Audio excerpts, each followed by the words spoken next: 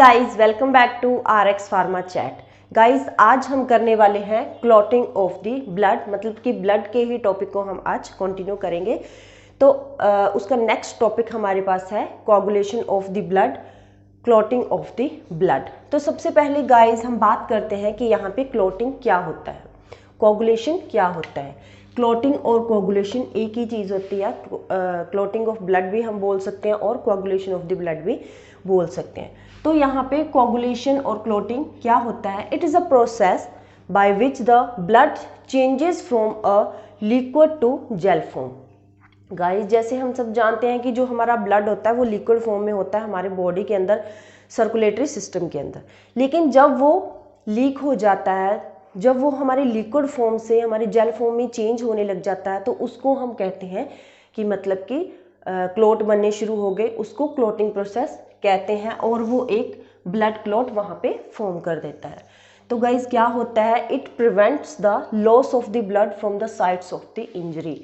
मतलब कि किसी जगह पे हमें हमारी बॉडी के ऊपर जैसे इंजरी हो गई है तो वहाँ पे बहुत ज़्यादा ब्लड लॉस हो रहा है, तो कुछ टाइम के बाद क्या होता है कि वहाँ पे क्लॉट बनने शुरू हो जाते हैं, ब्लड हमारा जमना शुरू हो जाता है, जिससे क्या होता है सीवियर ब्लड लॉस की वहाँ पे प्रिवेंट हो जाता है। मतलब वहाँ पे बहुत ज़्यादा जो हमारा ब्लड है वो लॉस नहीं होता है। वन अ लीक डिवेल्प्ड इन अ ब्लड वेसल्स, ये किस वजह से होता है? जैसे कि हमारे ब्लड वेसल्स में कहीं लीक हो गया, हमारे ब्लड वेसल्स वहाँ पे ब्लड निकलना वहाँ से शुरू हो गया। जैसे ये हमारी ब्लड वेसल्स है तो यहाँ से ये लीक हो गई और यहाँ से ये ब्लड निकलना, यहाँ ब्लड वेसल्स से ब्लड निकलना शुरू हो गया। तो कुछ टाइम के बाद क्या होएगा गाइस, ये जो ब्लड वहाँ पे निकल रहा है ये इसके क्लॉट बनने शुरू हो जाएंगे, वहाँ पे जमना शुरू हो जाएगा, जिसकी वजह से बहुत ज़्यादा ब्लड वहाँ से जो बह रहा है वो बंद हो जाएगा और ये हमारी जो लीक हो रखी है हमारी जो ब्लड वेसल्स है वो प्लग हो जाएगी और वो जो वहाँ पे ब्लड लॉस हो रहा है वो प्रिवेंट हो जाएगा। A clot is formed and leak is plugged, then prevent the loss of the blood। तो उसकी वजह से क्या होएगा, जो सीवियर हमारा ब्लड लॉस वहाँ पे हो रहा है वो प्रिवेंट हो जाएगा। तो गाइस ये प्रोसेस क्या होता है, ये जो कोगुलेशन ऑफ द ब्लड होता है इसमें एक्टिवेशन से एडहेशन से aggregation of the platelets and then deposition, then maturation of the fibrin, ये सारे मैकेनिज्म्स वहाँ पे अवेलेबल होते हैं। तो अब बात करते हैं mechanism of the clotting. Clotting process हमारा कैसे होता है, हमारे ब्लड का लिक्विड फॉर्म से जेल फॉर्म में वो कैसे चेंज होता है। तो चलिए देखते हैं गाइस, हमारा ब्लड कहाँ से आता है, जो हमारा ब्लड जमता है वो कहाँ से आता है। तो गाइस जैसे कोई डैमेज्ड हमारे प्लेटलेट्स हैं या हमारे टिश्यूज़ हैं, ब्लड वेसल्स, जैसे मैंने आपको बताया कि वहाँ से लीक हो गया तो वहाँ से हमारे पास ब्लड निकला। तो अब ब्लड आगे क्या हो गया, हमारा थ्रोम्बोप्लास्टिन में कन्वर्ट हो गया। थ्रोम्बोप्लास्टिन वहाँ पे एक्टिवेट हो गया, थ्रोम्बोप्लास्टिन वहाँ पे इसकी एक्टिवेशन होगी, थ्रोम्बोप्लास्टिन की वहाँ पे कन्वर्जन हो गया, ये हमारे टिश्यू से जो ब्लड निकल रहा है। In the presence of calcium आगे ये प्रोथ्रोम्बिन में चेंज हो गया, मतलब कि एडहेशन होने लगी वहाँ पे, एग्रीगेशन होने लगी वहाँ पे, और वो हमारे जो प्रोथ्रोम्बिन है वो थ्रोम्बिन में नेक्स्ट चेंज हो गया। तो थ्रोम्बिन जो है वो कुछ टाइम के बाद क्या होगा, हमारा फिब्रिनोजन में चेंज हो गया। फिब्रिनोजन हमारे पास क्या है, एक प्रोटीन है। तो वहाँ पे फिब्रिनोजन में ये चेंज हो गया, वहाँ पे वो गाढ़ा सा होना स्टार्ट हो गया है। जो हमारे ब्लड बहुत पतला है वो जैसे लिक्विड फॉर्म में है, तो उसके क्या हो गए, जो छोटे छोटे पार्टिकल्स है वो आपस में जमना, आपस में एग्रीगेट्स बनना शुरू हो गए, जमना शुरू हो गए।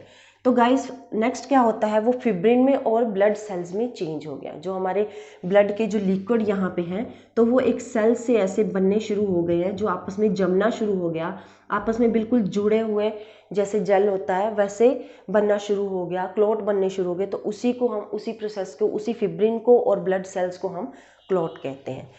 तो गाइस ये जो प्रोसेस होता है इसमें जैसे मैंने आपको बताया कि सबसे पहले यहाँ पे एक्टिवेशन होती है थ्रोम्बोप्लास्टिन, मतलब जो हमारा ब्लड है वो थ्रोम्बोप्लास्टिन में चेंज हो जाता है, वहाँ पे एक्टिवेशन होती है थ्रोम्बोप्लास्टिन की। नेक्स्ट एडहेशन होगी, जब वो कैल्शियम की प्रेजेंस में हमारे प्रोथ्रोम्बिन में और थ्रोम्बिन में चेंज हो जाता है, मतलब कि एग्रीगेट्स बनना वहाँ पे शुरू हो गए। अब नेक्स्ट जो फिब्रिनोजेन वहाँ पे बनने शुरू हो गए, फिब्रिनोजेन एक प्रोटीन बननी शुरू होगी, वो जो हमारे लिक्विड्स थे, जो हमारे सेल्स अलग अलग बिखरे पड़े थे, बिल्कुल लिक्विड जेल फॉर्म में थे, वो जुड़ना शुरू हो गए हमारी फिब्रिनोजेन, मतलब एक वहाँ पे आपस में जेल फॉर्म उन्होंने शुरू कर दिया, और वहाँ पे फिब्रिन और ब्लड सेल्स फिब्रिन मतलब कि वहाँ पे जो हमारा ब्लड था वो थ्रेड टाइप बन गया, तो वहाँ पे क्लॉट की वहाँ पे फॉर्मेशन हो गई और हमारा ब्लड जमना शुरू हो गई, जिससे एक्सेस से ब्लड लॉस जो है वहाँ पे प्रिवेंट हो जाता है। तो गाइस अब बात आती है हमारे पास क्लॉटिंग टाइम की। क्लॉटिंग टाइम क्या होता है? It is the time taken by the human blood to change into the clot, मतलब कि जो लिक्विड फॉर्म में जो ह्यूमन ब्लड होता है, जब वो जेल फॉर्म में चेंज हो जाता है, उस टाइम को, उस टाइम इंटरवल को हम कहते हैं क्लॉटिंग टाइम। तो क्या होता है गाइस, ह्यूमन का ब्लड कौन सा, जो हमारे सर्कुलेटरी सिस्टम से अलग हो गया ब्लड, जो हमारी बॉडी से बाहर निकलना ब्लड शुरू हो गया, हमारी ब्लड वेसल्स जो अंदर सर्कुलेटरी सिस्टम्स में इन्वॉल्व हैं वो अलग से जब उसमें से ब्लड लीक होना शुरू हो जाता है, तो वही ब्लड कितने टाइम में हमारे लिक्विड फॉर्म से हमारे जेल फॉर्म में चेंज हो रहा है, हमारे क्लॉट बन रहे हैं, उसी टाइम को हम क्लॉटिंग टाइम यहाँ पे कहते हैं। तो एवरेज टाइम क्या होता है, मतलब कि एवरी ह्यूमंस का हर पर्सन्स में अलग अलग क्लॉटिंग टाइम होता है, और ये 5 मिनट से लेके 15 मिनट के बीच बीच का होता है, मतलब कि कई पर्सन्स का 5 मिनट होता है, 5.2 भी हो सकता है, 5.3 भी हो सकता है, 10 मिनट्स भी हो सकता है। तो अलग अलग पर्सन्स में, हर पर्सन्स में अलग अलग ये क्लॉटिंग टाइम होता है। अब बात करते हैं गाइस हम कि जो क्लॉटिंग का मैकेनिज्म्स होता है उसमें बहुत सारे फैक्टर्स इन्वॉल्व होते हैं। तो गाइस सबसे पहला फैक्टर है हमारे पास फिब्रिनोजेन, सेकंड फैक्टर है हमारे पास प्रोथ्रोम्बिन, थर्ड फैक्टर है हमारे पास थ्रोम्बोप्लास्टिन, फोर्थ फैक्टर है हमारे पास कैल्शियम। ये जो 4 फैक्टर्स हैं 1 से लेके 4 तक, ये हमारे क्लॉटिंग प्रोसेस में इन्वॉल्व है। देखिए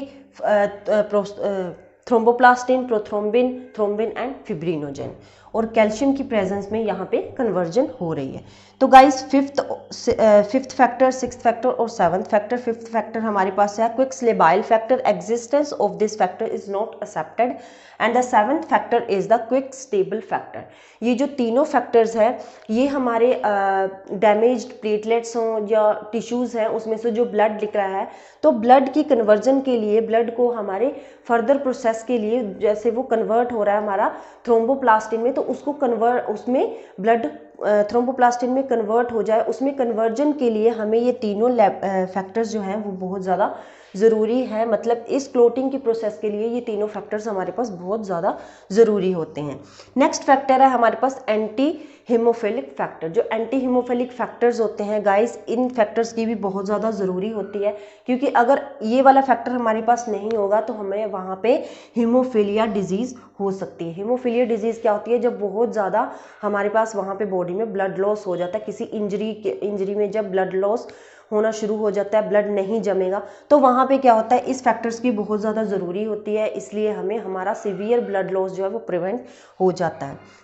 तो लास्ट फैक्टर हमारे पास है क्रिसमस फैक्टर्स। ये जो क्रिसमस फैक्टर्स है ये अमेरिकन नेग्रो क्रिसमस लोग होते हैं, ये एक कंट्री है गाइस, वहाँ पे ये फैक्टर्स देखे जाते हैं। तो इस फैक्टर्स में क्या होता है गाइस, उनका जो ब्लड है वो नहीं जमता है, मतलब उनकी बॉडी से जब ब्लड लॉस होना शुरू हो जाता है, कोई इंजरी हो जाती है, कोई चोट लग जाती है, उसमें से जब ब्लड लॉस होता है तो वहाँ पे उनका ब्लड कुछ टाइम में जमना नहीं शुरू होता है, उनका ब्लड नहीं जमता है। तो इसलिए ये फैक्टर्स यहाँ पे अवेलेबल है, इसलिए शो किया गया है कि क्रिसमस फैक्टर्स, जो क्रिसमस लोग होते हैं, जो नेग्रो क्रिसमस लोग होते हैं अमेरिका के, तो उनमें ये वाला फैक्टर बिल्कुल एब्सेंट होता है, उनमें क्लॉटिंग ऑफ ब्लड वहाँ पे नहीं होती है। तो गाइज ये थी मेरी आज की वीडियो। मेरी आज की वीडियो आपको कैसी लगी मुझे ज़रूर बताना। नेक्स्ट वीडियो में नेक्स्ट इन्फॉर्मेशन के साथ जल्द मिलेंगे, तब तक के लिए good bye, have a nice day.